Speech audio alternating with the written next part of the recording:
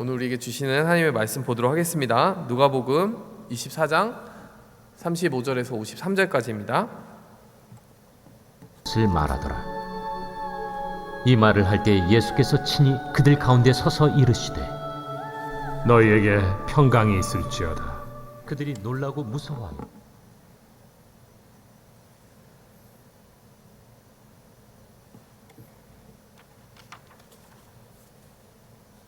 서 네. 이르시되 어찌하여 두려워하며 어찌하여 마음에 의심이 일어나느냐. 내 손과 발을 보고 나인 줄 알라. 또 나를 만져보라. 영은 살과 뼈가 없으되 너희 보는 바와 같이 나는 있느니라. 이 말씀을 하시고 손과 발을 보이시나 그들이 너무 기쁨으로 아직도 믿지 못하고 놀랍게 여길 때에 이르시되 여기 무슨 먹을 것이 있느냐. 이에 구운 생선 한 토막을 드리니 받으사 그 앞에서 잡수시더라. 또 이르시되 내가 너희와 함께 있을 때 너희에게 말한 바 곧 모세의 율법과 선지자의 글과 시편의 나를 가리켜 기록된 모든 것이 이루어져야 하리라 한 말이 이것이라. 이에 그들의 마음을 열어 성경을 깨닫게 하시고 이같이 그리스도가 고난을 받고 제3일에 죽은 자 가운데서 살아날 것과 또 그의 이름으로 죄 사함을 받게 하는 회개가 예루살렘에서 시작하여 모든 족속에게 전파될 것이 기록되었으니 너희는 이 모든 일의 증인이라. 볼지어다 내가 내 아버지께서 약속하신 것을 너희에게 보내리니 너희는 위로부터 능력으로 입혀질 때까지 이 성에 머물라. 예수께서 그들을 데리고 베다니 앞까지 나가사 손을 들어 그들에게 축복하시더니 축복하실 때 그들을 떠나 하늘로 올려지시니 그들이 그에게 경배하고 큰 기쁨으로 예루살렘에 돌아가 늘 성전에서 하나님을 찬송하니라. 아멘. 잠시 기도하고 말씀 전하겠습니다. 하나님, 주의 성령께서 이 시간 우리에게 주신 이 말씀이 살아 운동하는 하나님의 음성이 되게 하여 주시옵소서. 우리의 영혼이 활짝 열려서 그 말씀에 비추신 빛을 따라 살아갈 수 있는 힘과 능력을 공급받게 도와주시옵소서. 전하는 자의 입술을 주님 앞에 드리고 또 듣는 자들의 우리의 모든 마음을 하나님께 열어드립니다. 주의 성령으로 임하여 주시옵소서. 예수님의 이름으로 기도하였습니다. 아멘. 네, 오늘 누가복음 마지막 챕터 마지막 부분을 우리가 보게 됩니다. 네, 한 텀이 끝나가면서 이렇게 누가복음도 마치게 되는데 참 우연 아닌 우연으로 이렇게 무언가 큰 전환점을 맞이하는 그런 기분도 있어요. 뭐 한 텀이 끝났다, 이거는 뭐 우리에게 반복되어 6개월마다 있었던 일이지만 그것만 있는 게 아닌 것 같아요. 또 코로나 상황도 우리가 이렇게 좀 어렵사리 지나가지 않았습니까? 이제 어느 정도 새로운 문을 열고 하나님이 이끄시는 새로운 길로 이렇게 접어들게 되는 새로운 국면을 보게 되는 것 같은데, 오늘 이 말씀과 함께 새로운 소망을 가지고 새로운 힘을 가지고 우리의 모든 영혼의 그런 결단들이 리프레시 됐으면 좋겠어요. 새롭게 되었으면 좋겠습니다. 네. 자, 오늘 이 말씀을 먼저 살펴보게 되면은, 여러분 이 말씀은 어떻게 시작합니까? 35절에 보니까 두 사람도 길에서 된 일과 예수께서 떡을 떼심으로 자기들에게 알려지신 것을 말하더라. 여기까지가 지난 시간에 엠마오로 가던 두 제자가 예수님을 만나고 그 길로 돌아와서 그 11km 되는 길을 그 길로 다시 돌아와서 밤새도록 와서 이 제자들과 다시 재회하면서 우리가 예수님 봤다고 이야기하는 그 장면이 바로 35절입니다. 근데 아주 흥미롭게도 36절을 보니까 그들이 그 말을 할 때에 예수님이 그 가운데 서셔요. 이게 드라마나 영화로 만들면은 너무 참 코믹한 장면인 것 같아요. 그들이 밤새도록 이 말을 어떻게 전할까 막 열심히 이렇게 기대감을 가지고 왔는데 막 이제 신나서 얘기를 하고 있는데 한복판에 예수님이 갑자기 나타나시는 거예요. 얼마나 놀라운 일입니까?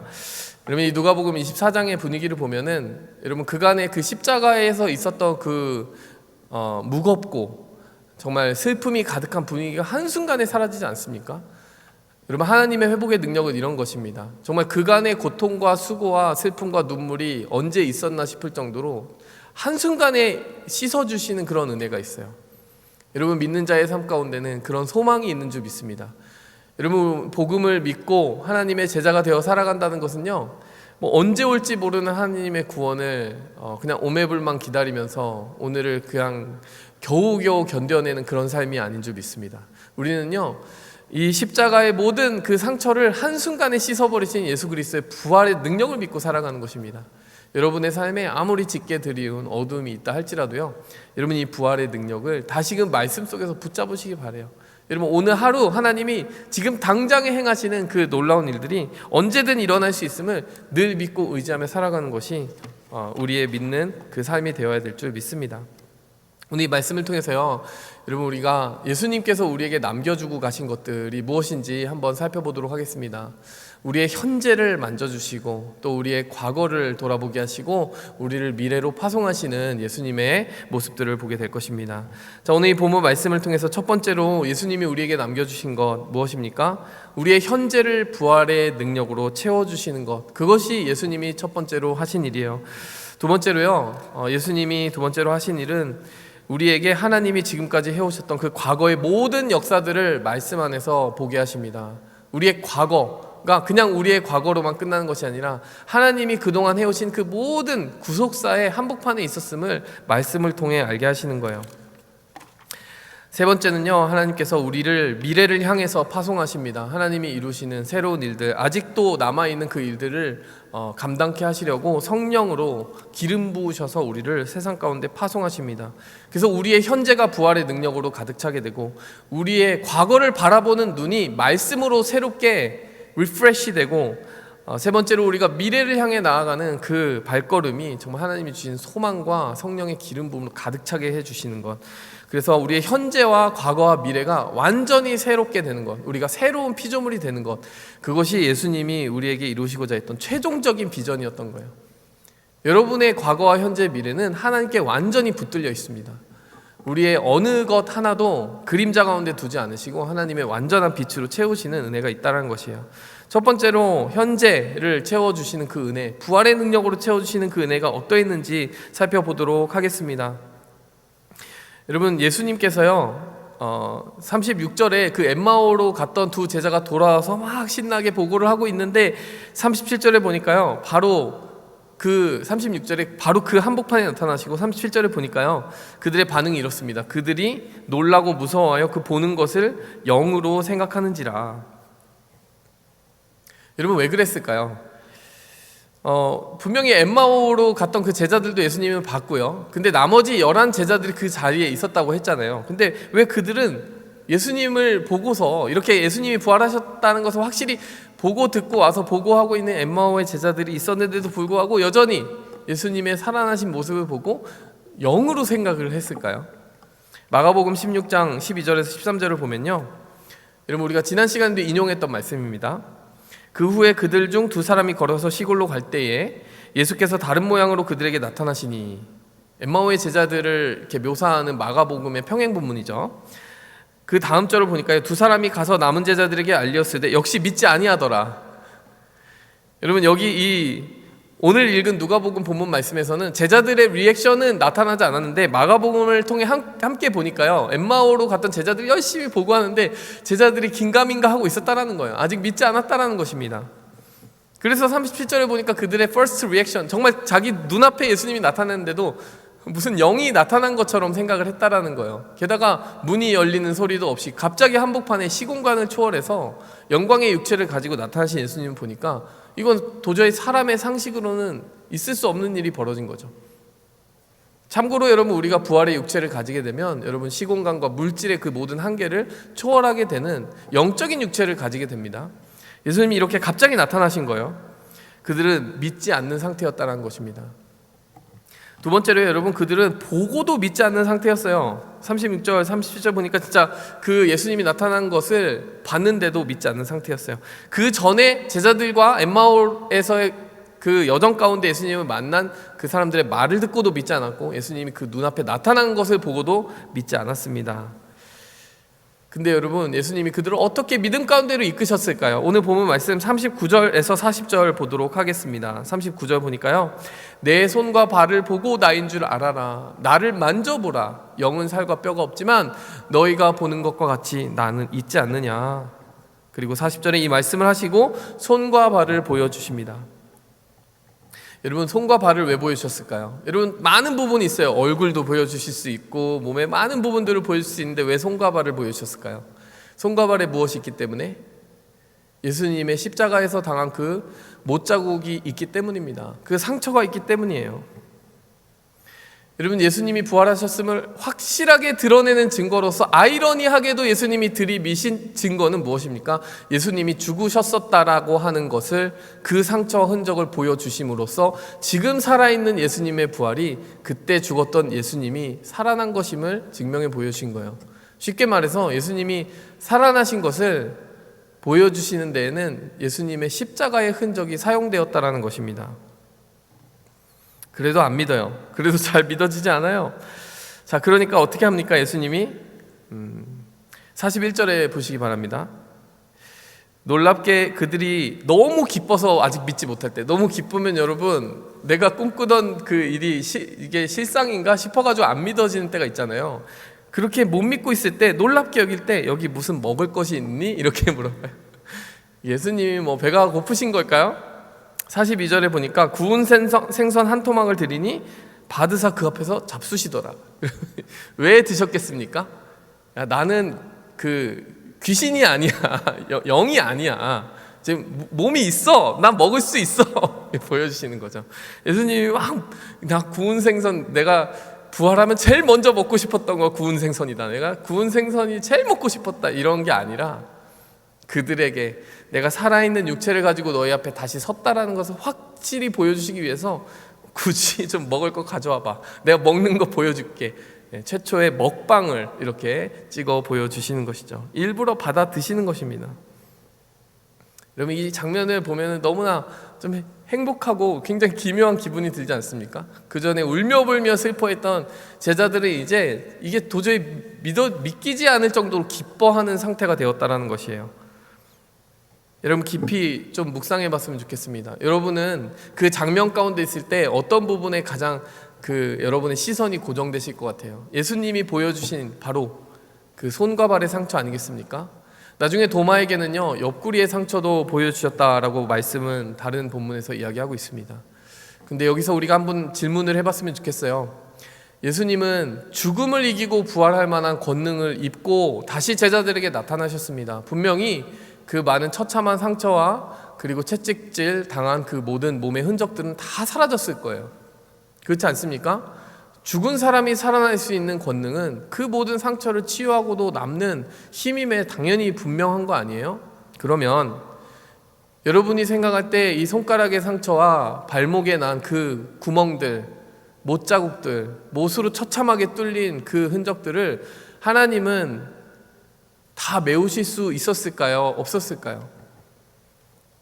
당연히 그러실 수 있었겠죠.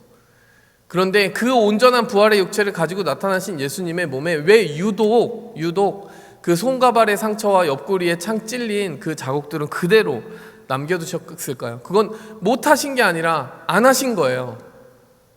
왜 그렇습니까? 오늘 이 제자들의 믿음을 도우시기 위해서, 지금 너희가 보고 있는 내가 바로 그 십자가 졌던, 너희를 위해 죽었던 바로 그 나가 맞다라고 하는 그 한 가지를 위해서, 한 가지를 증거해 주시기 위해서, 부활을 확실하게 그들에게 보여주시기 위해서, 믿게 하시기 위해서 예수님의 몸에 난 그 상처만큼은 그대로 두고 계셨다라는 것입니다.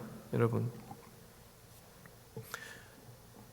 예수님이 우리를 위해 십자가를 지셨다라고 하는 것도 여러분 큰 감동이고 사랑이지만요, 사람이 보통 흉터가 나면은 제일 먼저 지우고 싶은 게 그 흉터잖아요. 근데 예수님은요, 자기의 몸에 난 그 끔찍한 트라우마의 흔적들과 상처의 흉터를 그대로 남겨두실 만큼 제자들을 사랑하셨다라는 거예요. 제자들의 믿음을 정말 도와주고 싶으셨다라는 것입니다. 예수님의 그 못자국은 예수님이 지금 부활의 영광으로 다시 돌아오셨음을 나타내는 그 영광의 징표인 동시에 예수님이 우리를 어디까지 사랑하시는지를 보여주는 사랑의 사인이기도 한 것입니다. 그 흉터, 정말 지우고 싶은 흉터도 예수님은 우리를 위해서라면 간직하실 수가 있다라는 거예요. 여러분, 우리에게도 한번 적용을 해볼까요? 우리가 하나님의 사랑을 가장 깊이 체험하는 그 간증들 언제입니까? 여러분, 우리는 하나님을 믿고 신앙생활을 하면 보통 고통스러운 순간은 가급적이면 피하고 싶어요. 저는 고통을 환영하라고 말하고 싶진 않습니다. 근데 제가 한번 간증한 적은 있지만 제 삶 속에서 제가 하나님을 가장 뜨겁게 만날 때 제가 그런 기도를 한 적이 있어요. 호기로운 기도를 한 적이 있어요. 하나님, 고난을 저에게 주십시오. 왜냐하면 그 고난이 너무나 읽을수록 이렇게 신비롭고 저에게 너무나 부러운 거예요. 이 사도 바울이 하나님을 위해서 복음을 전하다가 매를 맞고 그때마다 하나님의 기적적인 도우심을 받고 자기의 몸과 살에 새겨지는 하나님의 부활의 능력을 함께 체험한 것 아닙니까? 십자가의 그 고통이 다가오긴 했지만 그것을 극복하고 뛰어넘게 하시는 하나님의 초월적인 능력도 그 상처가 아니었으면 경험할 수 없었던 것 아닙니까? 저는 말씀 읽으면서요, 신앙생활 초반에 그게 제 눈을 사로잡았어요. 고난. 이 십자가의 신비로운 고난과 헌신을 통하여서 하나님의 부활의 능력을 경험할 수 있다면 나는 그 십자가의 고난에 참여하고 싶다. 사도 바울이 한 말이죠. 그 부활의 능력을 맛보기 위하여 십자가의 고난에 참여하노라. 그렇지 않습니까? 여러분, 우리의 삶 속에 우리가 가급적 피하고 싶어하는 그 고난과 십자가의 일들이 있어요. 우리가 보통 그것을 미스인터프리트 할 때가 많습니다. 이거 나는 하나님이 나를 내버려 두신 건가? 나를 미워서 지금 때리고 계시는 건가? 처벌하시는 건가? 물론 죄로 인한 징계도 있을 수 있습니다. 하지만 여러분, 지난주에 우리가 간증을 들었잖아요. 중순 형제의 그 간증도 들었고, 여러분 어떤 생각을 하셨습니까? 가급적 피하고 싶은 그 고통이었지만 그 고난과 암과의 투병, 그 모든 과정을 거치면서 정말 깊은 울림이 있지 않았습니까? 그 고통과 상처를 정면으로 뚫고 들어가면서 느끼게 되고 경험하게 되는 하나님의 그 부활의 능력이 있지 않았습니까? 그리고 그 과정이 아니었다면 만날 수 없는 진실한 사랑의 발견도 있지 않았습니까? 이 모든 것들을 보면 과연 그 고난과 그 이후에 받게 된 것을 비교했을 때 그 고난이 정말 너무나도 지나쳐서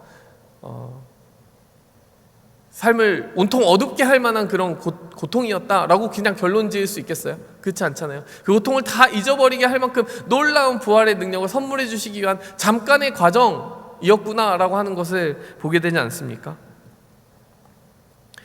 때로는 우리의 삶에 하나님이 허락해 주시는 그 긴 터널 같은 시간들이 있을 수 있습니다. 여러분, 그렇지만 여러분, 십자가의 터널을 통과하는 시간과 그 부활의 능력을 체험하는 그 체험은, 그 간증은 결코 떨어져 있지 않다는 거예요. 그래서 여러분, 우리는 십자가를 지날 때에도 부활의 능력을 경험해야 됩니다. 십자가 따로 부활 따로 있는 것이 아니에요. 십자가와 동시적으로 경험되는 것이 부활의 능력인 것입니다. 예수님의 손과 발의 그 상처, 그 십자가의 모든 흔적과 함께 부활의 영광이 같이 그 자리에서 계시되고 있는 겁니다. 그 자리에서 뿜어져 나오고 있는 것입니다. 그 상처 받았던 그 기록 자체가 부활의 영광을 오히려 더 깊이 드러내고 있다는 것이에요. 여러분의 삶 속에 그런 아픔이 있다면요, 그것은 부끄러운 일이 아니에요. 여러분의 삶에 그 십자가의 고통이 있다면 여러분 부끄러운 일이 아니고, 여러분이 뭔가 잘못해서가 아니라 하나님이 그것을 통해서 이루고자 하시는, 여러분의 살에 새기고자 하시는 하나님의 놀라운 사랑의 증거들이 있기 때문입니다. 부활의 능력이 있기 때문입니다. 그렇기 때문에 여러분, 낙심하거나 수치스러워하지 마세요. 왜 나만 겪는 고통이냐 라고 생각하기보다 어쩌면 나만 경험할 수 있는 그 부활의 스토리가 나의 삶에 쓰여지고 있는 중인지도 모르겠다, 이렇게 이해하신다면 얼마나 좋을까요?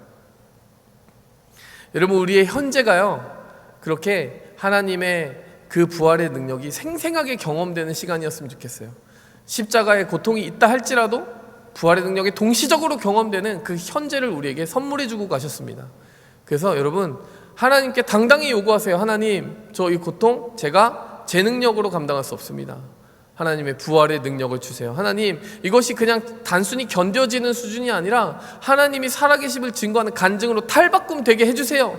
이 기도로 덮어버리세요. 그냥 고통도 고난도 기회가 되어서 부활의 증거로 변하게 되는 놀라운 현재의 부활의 능력이, 부활의 증거가 여러분의 삶을 가득 채우기 원합니다. 두 번째로 하나님은요, 예수님은 오늘 이들의 그 눈을 열어 말씀을 보게 하심으로써 지난 과거의 모든 일들을 새로운 눈으로 보게 하셨습니다. 여러분, 그들이 이 부활을 마주치기 전에 십자가는 너무나도 당혹스러운 상황이었어요. 도저히 계산에 넣어보지 않았던 상황이었습니다. 그런데 예수님께서는 이들의 눈을 열어서 오늘 또 다시 가르쳐 주십니다. 44절부터 볼게요. 또 이르시되 내가 너희와 함께 있을 때에 너희에게 말한 바 곧 모세의 율법과 선지자의 글과 시편에 가리켜 기록된 모든 것이 이루어져야 하리라 한 말이 이것이라 하시고, 이에 그들의 마음을 열어 성경을 깨닫게 하시고, 또 이르시되 이같이 그리스도가 고난을 받고 제3일에 죽은 자 가운데서 살아날 것과 또 그의 이름으로 제3을 받게 하는 회개가 예루살렘에서 시작하여 모든 족속에게 전파될 것이 기록되었으니 너희는 이 모든 일의 증인이라. 여러분, 누가복음 24장을 끊지 않고 긴 호흡으로 한번 읽어보시기 바랍니다. 그때 여러분의 눈에 가장 많이 띄어지는 그런 장면이 어떤 장면인지 아세요? 예수님이 말씀을 풀어주시는 장면이에요. 엠마오로 가는 그 두 제자와 마주치는 그 에피소드에서도 예수님이 뭐라고 하셨어요? 이 미련하고 선지자들의 말한 것을 더디 믿는 자들아, 이러면서 그때부터 말씀을 풀어주세요.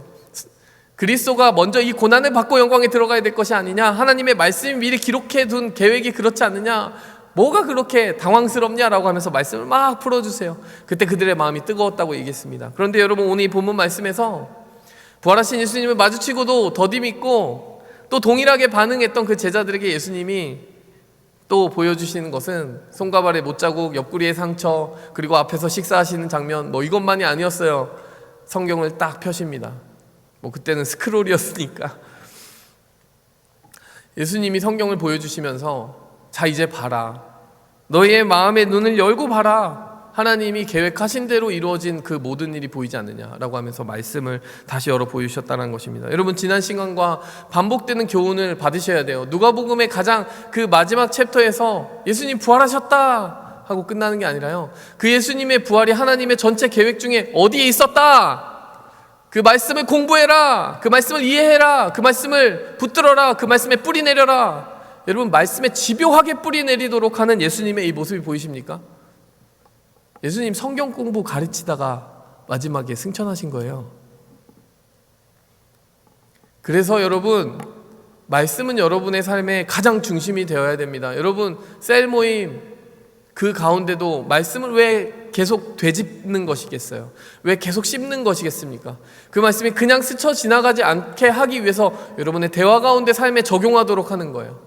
그래서 그냥 스쳐 지나갈 수 있었던 그 말씀을 다시 한번 내 입으로 이야기하게 만드는 거예요. 때로는 그게 부담스러울 수 있습니다. 그렇게 깨달아지는 게 없었는데요, 적용할 게 별로 없었는데, 이럴 때도 있어요. 하지만 여러분, 말씀이 그냥 지나가게 해서는 안 된다라는 거예요. 예수님이 지금 제자들에게 와서 하시는 게 그겁니다. 씹어라, 먹어라, 받아들여라, 눈을 열어라. 말씀의 중심에 여러분을 세우기 위해 계속 집요한 노력을 해야 됩니다. 여러분, 제가 지난 시간에 숙제를 내드렸는데 이사야 53장을 읽고 오라고 말씀드렸는데, 여러분 손 들어보세요. 이사야 53장 읽으신 분. 네, 없네요. 원래 이 숙제라는 게 참 힘들지 않습니까? 네. 나이가 들수록 더 숙제는 힘들어지는 것 같은데, 이사야 53장을 같이 보도록 하겠습니다. 여러분, 과연 이 누가복음에 말한 것처럼, 자, 누가복음에서 지금 24장 46절에 예수님이 뭐라고 하셨어요? 그들의 45절에 그 마음을 열어서 성경을 깨닫게 하셨는데, 첫 내용이 뭐였냐면 그리스도가 고난을 받아야 된다라는 내용이 있었다라는 게 기록되었다는 거 아닙니까? 이사야 53장 보도록 하겠습니다.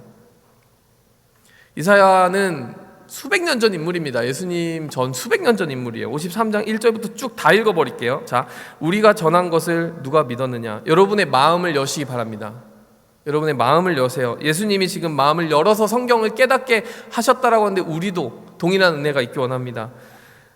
53장 1절에 이사야가 무언가를 보면서 얘기하고 있어요. 환시를 보면서 얘기하고 있어요. 환상을 보면서 얘기하고 있습니다. 그 존재가 누군지 여러분이 객관적으로 판단해 보세요. 우리가 전한 것을 누가 믿었느냐? 믿을 수 없는 일이 벌어졌다는 얘기예요. 여호와의 팔이 누구에게 나타났느냐? 여호와의 팔이라는 것은 팔은 능력이에요. 하나님의 능력이 누구에게 나타났느냐? 도저히 기대할 수 없었던 어떤 누구에게인가 나타났다는 얘기입니다. 2절, 그는 주 앞에서 자라나기를 연한 순 같고 아주 그냥 짓밟으면 밟으면 그냥 밟힐 것 같은 새싹 같은 모습으로 나왔다라는 것이고, 마른 땅에서 나온 뿌리와 같았대요. 여러분, 마른 땅은 무엇입니까? 배경이에요. 배경, 출신지. 나사렛에서 무슨 선한 게 나올 수 있겠느냐? 그 순이 나온 곳이 말라버렸어요. 여기? 그냥 금방이라도 말라 시들어 버릴 것 같은데, 물도 없는 이 땅에서 무엇이 나와? 마른 땅에서 나온 뿌리 같았어요. 고운 모양도 없고 풍채도 없었습니다. 풍채가 뭡니까? 여러분, 언제 프레임이 좋아져요? 잘 먹고 잘 살아야 풍채가 좋아지죠. 예수님은 그런 왕궁에서 태어나지 않으셨습니다. 그런 사회적으로 경제적으로 좋은 배경을 가지고 계시지 않았어요.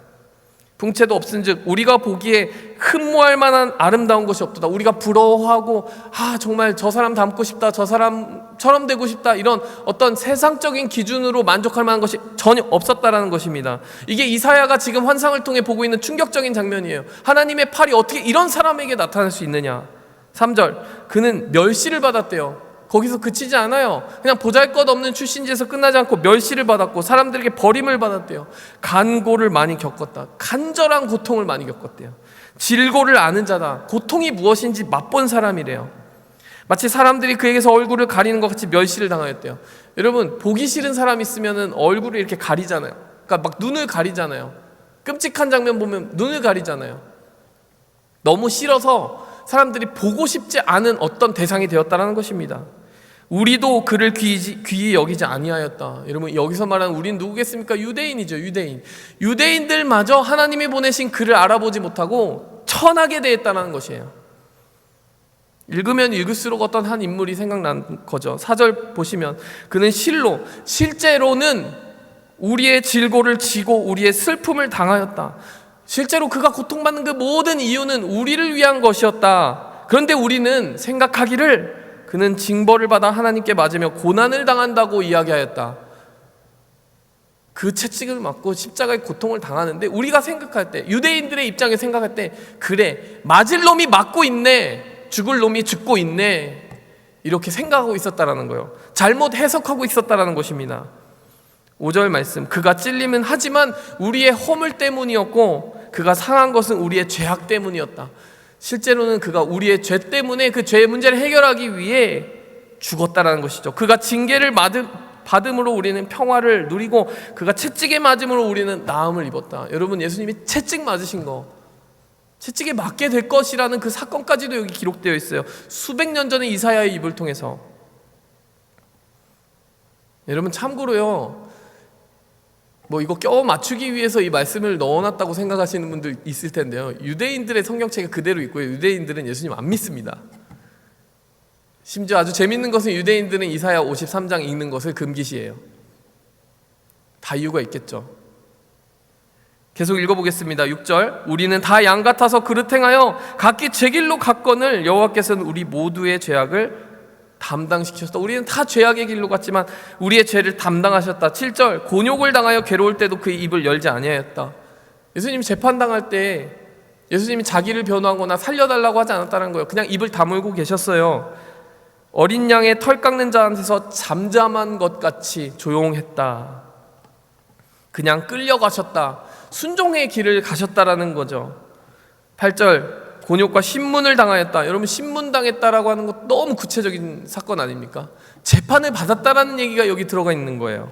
그 세대 중에 누가 생각하기를, 그런데 그 세대 중에, 그 제너레이션 중에 아무도, 어떤 유대인들도 생각하기를 그가 살아있는 자의 땅에서 끊어지는 것이 마땅히 형벌받을 유대인의 백성의 허물 때문이라고 생각한 사람이 없었다라는 얘기입니다. 그렇게 하였으리요, 이거는 누가 상상이나 했겠느냐 이 말이에요. 그 세대 중에, 유대인들 중에 누가 과연 저 사람이 죽는 것이 나의 죄를 위한 것이라고 상상이나 했겠느냐, 나의 허물 때문이라고 생각하였으리요, 생각 못했다라는 거죠. 9절 보니까요, 그가 강포를 행하지 아니하였고 그의 입에 거짓이 없었으나 그의 무덤이 악인들과 함께 있었으며, 십자가의 그 좌우편에 강도들과 함께 그 죽음의 마지막 순간을 함께 했습니다. 악인들과 함께 있었습니다. 그가 죽은 후에 누가 있었습니까? 부자와 함께 있었다. 부자의 무덤인 아리마대 요셉의 무덤에 들어갔어요. 그는 부자였다라고 성경이 기록하고 있습니다. 53장 10절, 여러분의 마음을 계속 여시기 바랍니다. 여호와께서 그에게 상함을 받게 하시기를 원하사. 아주 흥미롭게도 그것은 하나님의 뜻이었대요. 그가 상하여지는 것이 하나님의 뜻이었대요. 질고를 당하게 하셨으니 그의 영혼을 속건제물로 드리기에 이르면. 이게 무슨 말이에요? 속건제물, 죄사함을 위해 바쳐지는 제물이라고 하는 거예요. 예수님은 다른 누군가의 죄사함을 위해서 자기를 버렸다라는 거죠. 속건제물이 되기 위해서. 그렇게 그 순간에 도착하게 되면, 도달하게 되면 그 다음이 뭡니까? 그가 씨를 보게 된다. 아주 이상한 말이 나오고 있어요. 여러분, 이 씨는 영어 성경 보시면 offspring이라고 나와요. 후손을 보게 된다. 여러분, 속건제물은 죽었다라는 얘기 아니에요? 죽었는데 자녀를 낳을 수 있습니까? 죽은 사람이 어떻게 자녀를 낳아요? 누구든지 여러분, 예수 그리스도를 믿는 자마다 하나님의 자녀가 되는 권세를 주셨으니, 이 말씀 기억나십니까? 예수님은 어떻게 자기 씨를 보십니까? 믿음을 고백하는 모든 자녀들을 가지게 되신 거예요. 예수님 죽으셨지만 부활하셨어요. 부활하셨고 그 예수님의 이름을 믿는 모든 우리, 지금 이 자리에 앉아있는 우리 모두가 예수님의 씨가 됐습니다. 죽은 자가 육을 통해서 육의 자녀들을 본다는 얘기가 아니에요. 죽은 자가 살아났고 그 살아난 자가 믿음으로 말미암아 그 자손들이 태어나는 것을, 믿음의 자손들이 태어나는 것을 보게 된다는 겁니다. 10절 말씀은 영의 눈으로 보고 예수님을 통해 보지 않으면 도저히 이해가 될 수 없는 말씀이에요. 죽은 자가 어떻게 씨를 봐? 말이 돼요? 이해할 수 있겠습니까? 우리는 이해한다니까요. 예수님을 보면 이해합니다. 그 씨를 보게 되면 그의 날은 길 것이다. 그의 영향력은 길게 이어질 것이다. 언제까지요? 여러분, 예수님 죽으신 이후, 부활하신 이후, 승천하신 이후 2000년이 넘는 시간이 흐른 지금까지도 예수님의 날은 깁니다. 또 그의 손으로 여호와의 기뻐하시는 뜻을 성취하리로다. 예수님은 그 이후에도 계속 하나님의 일들을 하고 계세요. 하나님 보좌 우편에 계시기 때문에. 11절, 그가 자기의 영혼에 수고한 것을 보고 만족하게 여길 것이다. 예수님이 만족하신대요. 예수님이 죽었던 그분이 살아야만 만족할 수 있는 거 아니에요? 죽었던 그 존재가 계속 죽어 있으면 만족할 수 없습니다. 살아있기 때문에 자기의 그 죽음의 결과, 십자가의 사역의 결과가 어떤지 계속 보실 수가 있는 거잖아요. 그러면서 나의 의로운 종이, 이건 하나님 아버지가 해주는 말이에요. 나의 의로운 종이 자기 지식으로 많은 사람을 의롭게 하며 또 그들의 죄악을 친히 담당하리로다. 우리를 가르쳐 주세요. 오늘 이 말씀을 가르치는 예수님의 모습이 보이지 않습니까? 이 제자들에게도 선지자들의 말한 것을 미련하게 더디 듣는 자들아, 이러면서 말씀을 가르쳐 주세요. 그 지식으로 가르쳐 주십니다. 12절, 그러므로 내가 그에게 존귀한 자와 함께 몫을 받게 하며 강한 자와 탈취한 것을 나누게 하리니, 왜냐하면 그가 자기 영혼을 버렸고 사망에 이르게 하였고, 못 박아서 얘기하는 거예요. 반쯤 죽은 게 아니라 진짜 죽었던 거예요. 그리고 범죄자 중에 하나로 헤아림을 받았다. 진짜 죄인이었기 때문에 죽었다라고, 판결받고 죽었다라는 게 확실히 드러나죠. 그러나 그가 많은 사람의 죄를 담당하며 실제로는 범죄자를 위하여 기도하였느니라. 여러분, 십자가에서 예수님이 이들을 용서하여 주옵소서, 이들은 저들이 하는 일을 알지 못합니다, 그들을 위해 기도하셨던 장면이 기억납니까? 이사야 53장을 보고 예수님을 만나지 않을 수가 있겠습니까? 이사야 53장에서 예수님을 발견하지 않을 수 있겠어요? 유대인들은 가는 곳마다 많이 핍박을 당했어요. 사실 그 교회에 어떤 부끄러운 면이 있습니다. 홀로코스트까지 이어지는 그 과정 가운데 여러 가는 곳마다 크라이스트 킬러라고 해서 유대인들을 많이 학대하고 핍박했기 때문에 유대인들 가정 안에서는 기독교인이 된다는 것은 상상할 수 없는 일이에요, 지금 현대 그 유대인들에게는. 그러나 많은 사람들이 실제 돌아오고 있습니다. 성령의 역사로 말미암아. 그들을 메시아닉 주라고 해요. 여러분, 그들이요 유튜브 채널을 만들었어요. 그들의 간증 저는 굉장히 많이 봤습니다. 아주 잘 만들었었어요. 여러분이 한번 보시면 좋을 것 같아요. 제가 지금 틀어드릴 수는 없습니다. 하지만요, 제가 그 많은 간증들을 보면서 굉장히 공통되게 이들의 입에서 나오는 한 사건 그리고 한 말씀을 봤는데 그게 이사야 53장이었어요. 어떤 사람은 읽으면서 이사야 53장을 전도자의 그 손에서 건네받아 읽으면서 왜 지저스가 내 성경책에 들어있느냐, 왜 예수님이 지금 내가 읽는 유대인의 성경책에 왜 예수가 들어있느냐, 그들에게는 도저히 믿어서는 안 되는 혐오의 대상이었기 때문에 지금 현대 유대인들도요 53장을 보면 그런 마음에 적잖은 회심을 경험하게 된다는 거예요. 그래서 그들은 그럴까봐 53장을 보지 말라고 하는 겁니다. 그들에게 53장 조금 보지 말라고 하는 장이 되어 있다는 거죠. 어리석은 일 아닙니까? 예수님을 발견하라고 주신 예언장을 오히려 덮어서 발견하지 못하고 있는 그 모습을 보게 되는데, 여러분 눈을 열어 말씀을 보게 해주셨는데, 여러분 이 말씀 한 구절 한 구절에서 예수님의 모습이 보이세요? 조작될 수 없는 증거가 보이십니까? 이게 하나님의 계획이었음이 보이십니까? 하나님의 말씀 하나도 틀림이 없는 거예요. 자, 예수님이 누가복음 24장 46절에서 말씀하신 건 그거밖에 있는 게 아닙니다. 그리스도가 고난을 받고 제3일에 죽은 자 가운데서 살아날 것과 그의 이름으로 제사함을 받게 하는 회개가 예루살렘에서 시작하여 모든 족속에게 전파될 것이 기록됐다라고 했는데 어디 있는지 한번 봐야죠. 또 그것도 제3일에 죽은 자 가운데서 살아난다는 것은 요나의 비유를 통해 이미 말씀하셨어요. 요나가 그 물고기 뱃속에서 3일 밤낮이 있었던 것처럼 인자도 3일 밤낮을 죽음 가운데 있으리라, 무덤 가운데 있으리라 말씀하셨잖아요. 제3일에 대한 부분은 그렇게 성취가 되었고요. 47절에 그의 이름으로 죄사함을 받게 하는 회개, 이 부분은 어디서 선지자의 말씀 가운데 기록이 되었을까요? 예레미야 31장 34절 보도록 하겠습니다.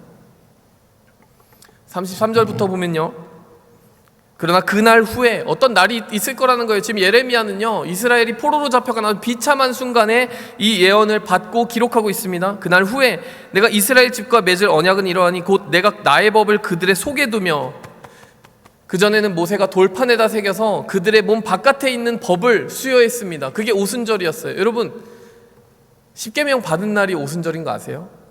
근데 여러분 신약 성경의 신약 시대 백성들에게는 오순절이 어떤 날입니까? 성령이 내려오신 날이에요.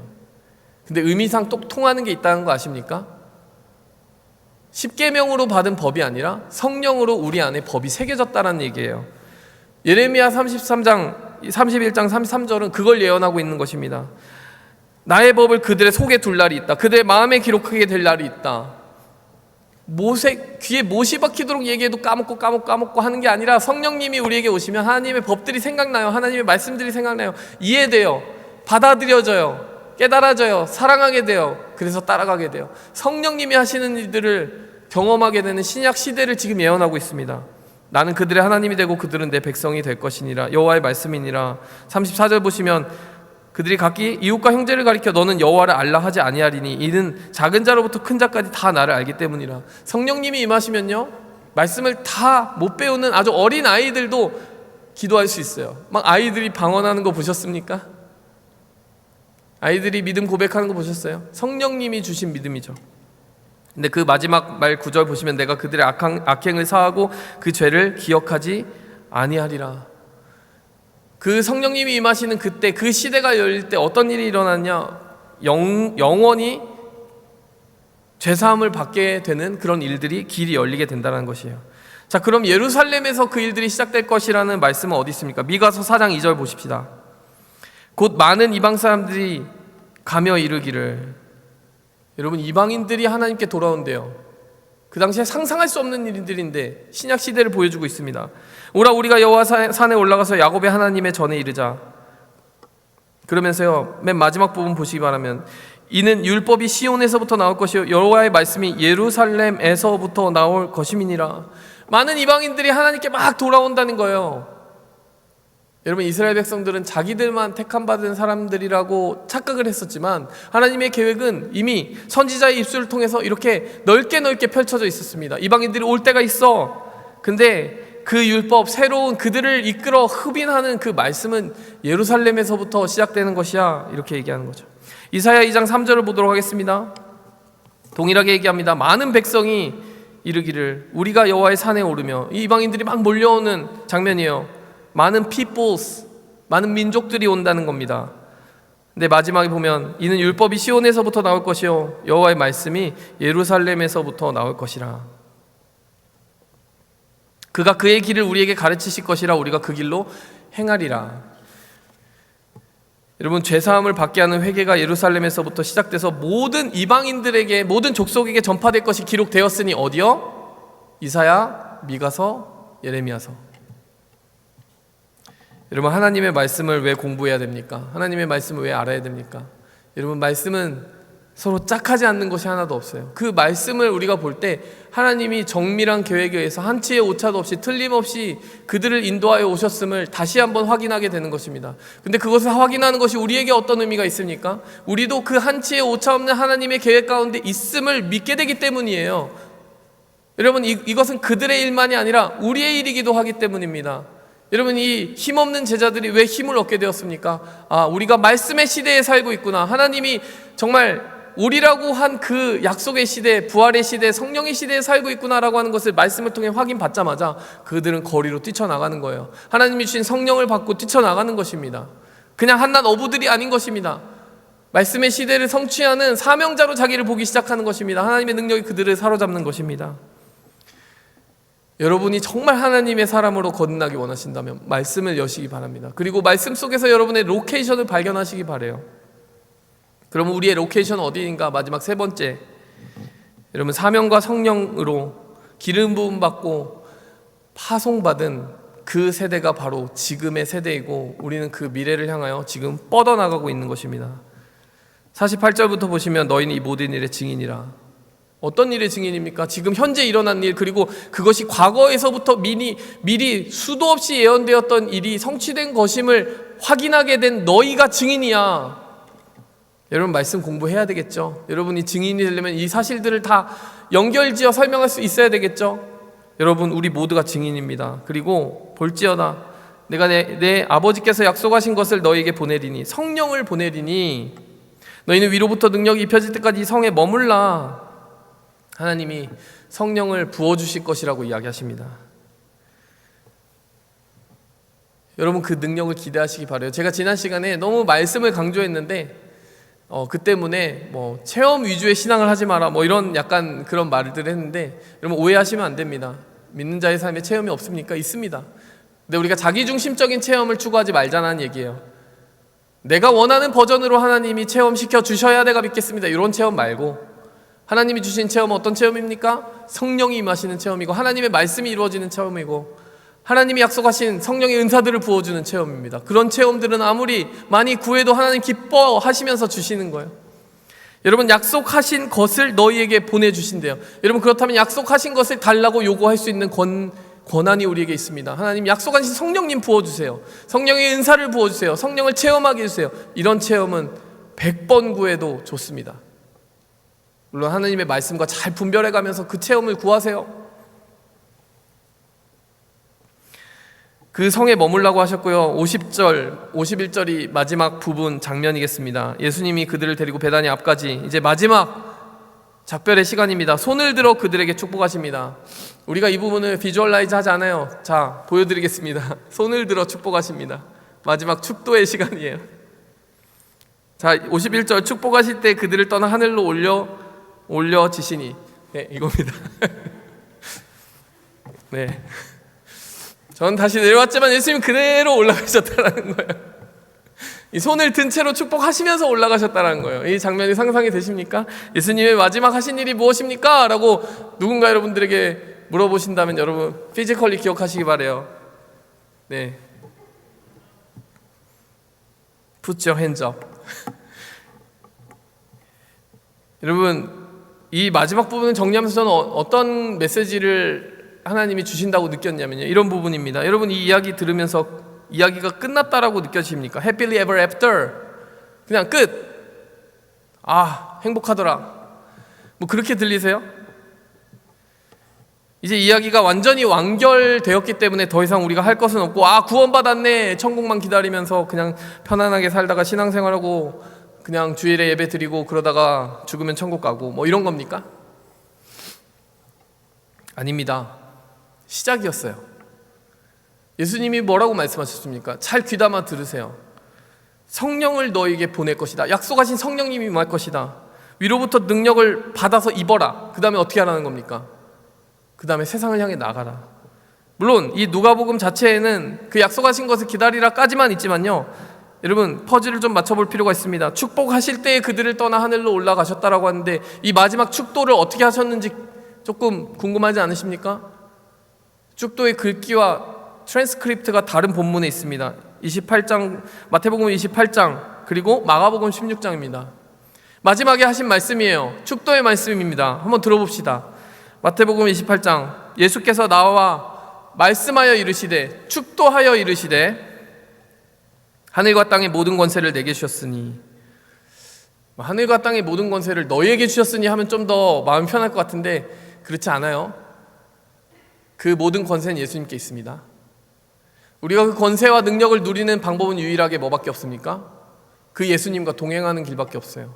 하나님의 능력은 사유화할 수 있는 게 아니라 하나님과 동행하는 친밀한 자의 것입니다. 19절, 그러므로 너희는 가서 모든 민족을 제자로 삼아 아버지와 아들과 성령의 이름으로 세례를 베풀고 내가 너희에게 분부한 모든 것을 가르쳐 지키게 하라. 볼지어다 내가 세상 끝날까지 너희와 항상 함께 있으리라. 18절과 20절이 짝을 이룹니다. 왜 그렇습니까? 하늘과 땅의 모든 것은 예수님께 있는데 그러면 so what? 우리는 뭡니까? 하늘과 땅의 모든 권세를 가진 내가 너희와 함께 있잖아, 이겁니다. 그 권세와 능력을 너희에게 입혀줄게. 너희가 나와 함께 동행한다면. 여러분, 그래서요, 신앙생활은 단 한 번의 무용담이 아닌 거예요. 나 옛날에 이런 체험했어. 나 옛날에 이렇게 섬겨봤어. 아니에요. 지금은요, 라떼는 말이야 하지 마세요. 왕년에 하지 마세요. 신앙생활은 현재형 ing입니다. 항상 ing여야 돼요. 너희와 항상 함께 있으리라 하는 예수님과 항상 함께 계십니까? 그래서 하늘과 땅의 모든 권세를 가지고 계신 예수님의 그 모든 권세가 여러분을 통해서 흘러가십니까? 그게 현재이십니까? 그게 현재여야 된다는 거예요. 그리고 예수님은 그들에게 미래를 보여주신 거예요. 너에게 일어난 그 모든 지금까지의 일들로 만족하는 것이 아니라 내가 너에게 맡길 게 있어. 미래를 향해 나아갔으면 좋겠어. 민족을 제자로 삼았으면 좋겠어. 세례를 베풀었으면 좋겠어. 가르쳐 지키게 했으면 좋겠어. 마가복음 16장 보시면요, 15절에도 이르시되 너희는 온 천하에 다니며 만민에게 복음을 전파하라. 믿고 세례를 받는 자는 구원을 받을 것이요 믿지 않는 사람은 정죄를 받으리니 믿는 자들에는 이런 표적이 따르니 그들이 내 이름으로 귀신을 쫓아내고 새 방언을 말하며 뱀을 집어올리며 무슨 독을 마실지라도 해를 받지 않고 병든 사람에게 손을 얹은즉 나으리라. 여기서도 미래를 향해 얘기하시는 거예요. 너네 해피, 나 부활했다, 끝, 잘 살아. 그게 아니고요, 할 일이 있어. 복음을 전해, 성령의 능력을 발휘해, 표적을 나타내, 그래서 하나님의 살아계심을 증거해. 여러분, 축도는 예배의 끝이에요, 보통. 근데 사실은 끝이 아닌 거 아십니까? 축도는 끝이 아니라 시작이에요. 여러분이 파송받았다라는 겁니다. 세상을 향해 나아가는 거예요. 오늘 예배 끝났구나. 예배가 끝나긴 뭐가 끝났습니까? 여러분이 세상을 향해 예배 드려야 되거든요. 여러분이 세상 한복판에서 예수 그리스도를 전해야 되거든요. 여러분, 축도는 끝이 아니라 사명의 시작이에요. Happily ever after? 아닙니다. 편안함은 물 건너가는 거예요. 그러나 평안함이 시작되는 것입니다. 여러분, 제자들이 편안해졌습니까? 아니에요. 그들의 모든 안락함이 이제 끝났어요. 끝장났어요. 왜? 사명을 받았으니까. 사명을 받은 사람은 편안할 생각을 하면 안 됩니다. 여러 사명을 감당하다 보면 골치 아파요. 내가 왜 셀장을 해서 뭐 이런 생각하는 사람도 있고, 내가 왜 이걸 해서, 내가 왜 하나님의 일을, 내가 왜 이 복음을 전하면서 고통을 받아야 되는, 이런 생각이 올 수도 있습니다. 편안함은 잃어버려지는 거예요. 그러나 예수님이 오셔서 처음 하신 말씀은 너희에게 편안함이 있을지어다가 아니라요, 평강이 너희에게 있을지어다. Peace be with you. 상황과 상관없는 상황을 다 정면 돌파하고 부수고 나아가는 절대적인 안정감이 있다는 거예요. 여러분, 베드로가 어떻게 됩니까? 그 예수님을 부인하던 바들바들 떨던 베드로는요, 감옥에 갇혔을 때요, 쿨쿨 잠을 잤어요. 다음날 사형 집행이 예고되어 있었습니다. 헤롯에 의해서 수감되었을 때 양옆에 그 베드로를 잡고 있는 로마 병사들이 있었습니다. 베드로는 자고 있어요. 편안함은 없었지만 평강함이 있었습니다. 절대적인 흔들 수 없는 난 하나님의 뜻 가운데 있다. 하나님 지금 날 데려가시면 데려가시는 거고, 하나님이 여기에 이 땅에 두시면 난 사명을 감당하는 거고, 날 데려가시면 천국이고 내가 이 땅에 있으면 사명이고, 뭐 그게 삶의 전부지. 뭐 복잡하게 생각할 거 있나? 이런 어마어마한 담대함과 반석 같은 믿음이 베드로의 것이 되었는데 그게 우리의 것 아니겠습니까? 여러분, 우리 모두 시작이에요. 여러분, 오늘 설교 제목은 끝날 때까지 끝난 게 아니라고 제가 말씀의 제목을 적었습니다. 여러분, 신앙생활의 끝은 언제입니까? 신앙생활의 진짜 끝은 언제예요? 예수님이 마태복음에서 뭐라고 하셨어요? 세상 끝날까지 너희와 함께 있으리라, 이렇게 이야기하지 않았습니까? 땅 끝까지 복음을 전하라고 이야기하지 않으셨습니까? 그러면 여러분, 우리의 끝은 언제예요? 예수님이 오시는 그 끝이 끝이잖아요. 땅 끝까지 모든 민족의 예수님 복음 듣는 그 끝까지가 끝이잖아요. 근데 여러분, 우리는 왜 조기 종영을 하려고 하는지 모르겠어요. 가끔 신앙생활 이만큼 할 만했으면 했지, 이만큼 경험해봤으면 경험했지, 이만하면 됐어. 끝이 어디 있어요? 끝날 때까지 끝이 아닙니다.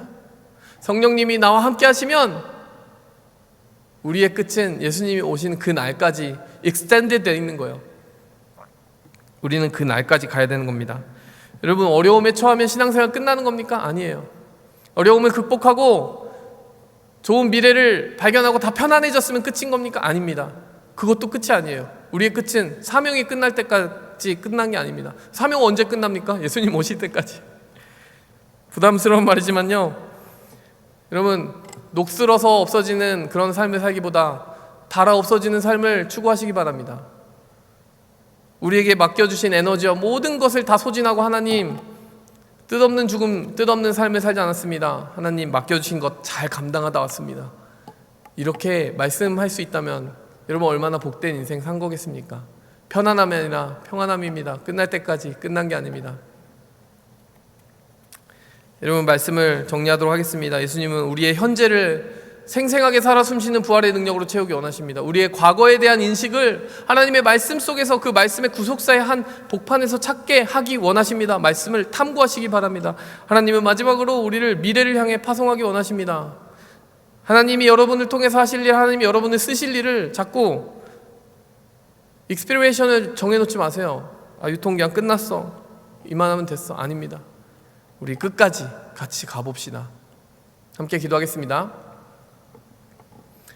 하나님, 감사합니다. 오늘 누가복음의 마지막과 함께 우리를 파송하시는 예수님의 그 축도, 그리고 축복, 그리고 파송, 그리고 약속, 그 모든 것이 우리의 것이 되게 하여 주시고, 마치 이 성경책의 말씀이 닫힌 결말을 이룬 것처럼 happily ever after, 마치 한 동화의 끝자락처럼 그냥 좋은 이야기 들었다라는 것으로 맞춰지는 것이 아니라 그 축도를 받은 우리가 삶의 현장으로 뛰쳐나가 복음을 전하고 하나님의 역사를 이루고 하나님의 나라를 나타내는 주의 종으로 쓰임받았다라고 하는 그 다음의 이야기로 이어지게 도와주시옵소서.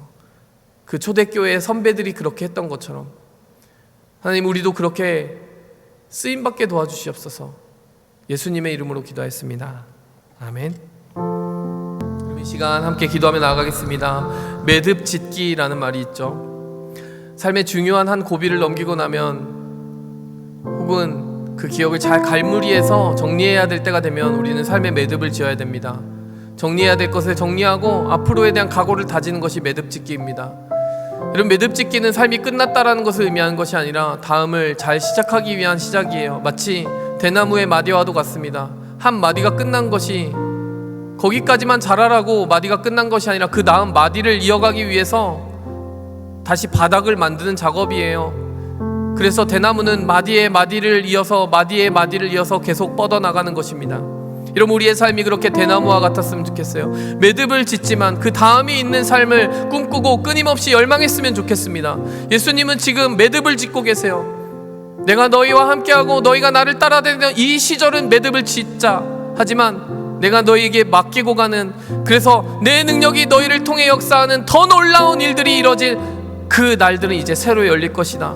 너희는 이 매듭을, 지금 짓고 있는 매듭을 근거 삼아서 너희의 미래를 찬란한 능력으로 채워라. 여러분, 마음대로 끝내지 마세요. 어떤 직책이 끝났다고 그것이 끝난 것이 아니에요. 여러분을 전도자로 부르신 그 부르심은 여러분이 어떤 사역에 타이틀이 있어야만 존재하는 것이 아니라 오늘 말씀 속에 존재하는 것입니다. 여러분이 어떤 식으로든 섬기고자 하는 열망으로 나아가야 함은, 이 부르심은 말씀 속에 있는 것이에요. 여러분의 타이틀 속에 있지 않습니다. 타이틀이 있든 없든 여러분은 하나님 그 다음은 무엇입니까? 그 다음은 무엇입니까? 하나님 매듭 잘 지었는데 그 다음은 무엇일까요? 여러분, 계속 뻗어나가고 성장해야 된다는 겁니다. 이 시간 함께 기도하겠습니다. 하나님, 멈추지 않겠습니다. 주님 오시는 그날까지, 끝날 때까지 끝난 게 아닌 것을 생각하고 나의 삶의 모양과 모습은 달라질지언정, 방법은 달라질지언정, 하나님을 섬기는 방법은 달라질지언정, 하나님을 섬기는 그 에너지 자체는, 움직임 자체는 멈추지 않게 도와주시옵소서. 저를 끊임없이 불러주시옵소서. 쓰임받게 해달라고 우리 함께 기도하겠습니다. 여러분, 이어서 기도하겠습니다. 여러분, 매듭을 짓는 것은요, 관계에서도 매우 중요한 것 같아요. 여러분, 한 셀을 매듭 짓고 갑니다. 하지만 여러분, 모든 감사를 잘 표현하시기 바랍니다. 그동안에 그 모든 있었던 일들, 그들이 나를 위해 베풀었던 그 조건 없는 사랑과 베품과 섬김은 절대 그냥 흘려보내서는 안 되는 것입니다. 예수님이 하신 그 모든 일들 제자들이 그냥 퉁쳤겠습니까?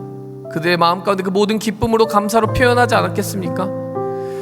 여러분, 지난 셀을 향해서 잘 매듭 지으시기 바래요. 그리고 그 섬겼던 사람들을 이 시간 전심을 다해 축복하시기 바랍니다. 함께 기도하겠습니다. 주여! 여러분, 하나님의 이야기는 happily ever after 없습니다. 계속 ing인 것입니다. 끝난 이야기가 아니라 열린 결말입니다. 결코 복음서를 읽어보면 끝난 느낌이 아니에요. 여러분의 새로운 사명을 이어갈 때 여러분의 셀을 위해서 기도하시기 바랍니다. 여러분, 지난 셀에 충분히 여러분의 책임을 다하셨습니까? 무슨 말이에요? 저는 셀장도 아닌데 무슨 책임이 있습니까? 여러분, 성경에 그렇게 기록되어 있던가요? 셀장들아, 너희가 복음을 전해라. 너희만 복음을 전해라. 너희만. 여러분, 그런 말씀 읽으시면 이단이죠. 우리 모든 믿는 자가 사명이 있지 않습니까? 복음을 나누라고 하지 않았습니까? 그걸 위해 같이 궁리하고 고민하고 씨름하고 기도하고 그 공동체를 건강하게 하라고 하지 않았습니까? 책임을 다 하셨습니까? 책임을 다 하셨습니까? 책임이라는 단어는 갈수록 인기가 없는 단어가 되고 있어요. 그런데요, 주님은 우리에게 명령하셨습니다. 명령을 지키는 자가 있고 어기는 자가 있는 것입니다. 이 시간 함께 기도하겠습니다. 제가 주님의 명령을 받들겠습니다. 주의 명을 받들겠습니다. 한치의 오차 없이 그 명을 지키겠습니다. 이 시간 함께 기도할 때요, 하나님, 제가 주님의 몸된 교회를 섬길게요. 하나님, 제가 셀을 정말 제 입맛에 맞게 생각하고 이리저리 지나치지 않게 제 마음을 붙들어 주세요. 회개합니다. 돌이킵니다. 헌신합니다. 여러분, 새롭게 세워질 셀은 여러분이 입맛대로 고르는 상품이 아니라 여러분이 섬겨야 되는 섬김의 현장입니다. 이 시간 그 다음 텀을 위해서 기도하시기 바랍니다. 오늘 있을 셀 뽑기를 위해서 여러분 기도하시기 바랍니다. 함께 기도하겠습니다. 주님, 믿음의 선배들은 너무나도 기쁜 그 복음과 함께 너무나도 큰 사명을 받았고 그 사명을 자신의 죽음으로 감당했습니다. 그래서 우리에게 너무나도 편안한 이 신앙생활이 주어졌지만, 하나님, 이 편안함이 우리에게 축복인지 저주인지 모르겠습니다. 우리 너무나 이 편안함에 길들여지고 스포일 되어서 달면 삼키고 쓰면 뱉는, 십자가라 부를 수도 없는 아무것도 아닌 것에 쉽게 곁길로 가는 너무나도 연약하고 말세를 견딜 수 없는 프레자일한 신앙생활을 하고 있습니다. 하나님, 우리를 불쌍히 여겨주시옵소서. 차라리 고난받던 초대교회 교인들이 너무나 부럽습니다.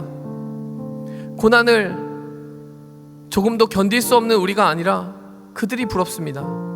하나님, 우리의 영혼이 하나님 불타오르게 도와주시옵소서. 오늘 이 복음에 그들의 사도들에게 맡기신 그 생생한 부르심과 당부가 하나님 우리 한 사람 한 사람의 심령 가운데 새겨지게 도와주셔서 되지도 않는 이유로 십자가를 내팽겨치는 가짜 그리스도인이 아니라 복음과 함께 동행하며 말씀을, 부활의 능력을 지금 경험하고 하나님의 말씀을 지금 깨닫고 하나님이 맡기신 사명을 끝까지 감당해내는 그리스도의 장성한 분량까지 우리가 성장케 도와주시옵소서. 오늘 우리의 드려진 모든 헌물 가운데 그런 헌신의 고백이 함께 있기 원하며 예수 그리스도의 이름으로 감사하며 기도하였습니다. 아멘.